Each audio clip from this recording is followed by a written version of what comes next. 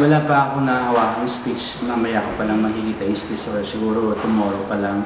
Ang hinahanda namin yung basically yung mga technical requirements, yung lighting, yung mga cameras, yung movement ng President, yung protocol.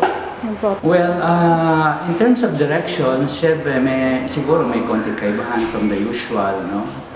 Pero hindi rin kami pwedeng masyadong mag-iba kasi may mga protocol.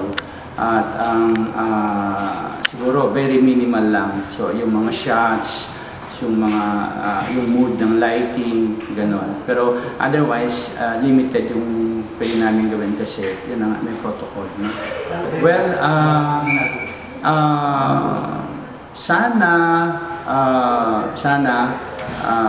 may sasabihin din siya, hindi lang tungkol sa drugs, it's dun sa corruption. No? Sana iba din mga issues na ngayon, no, na napapanahon.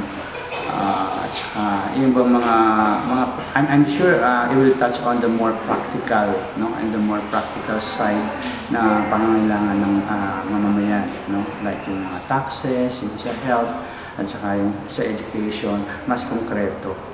So yun.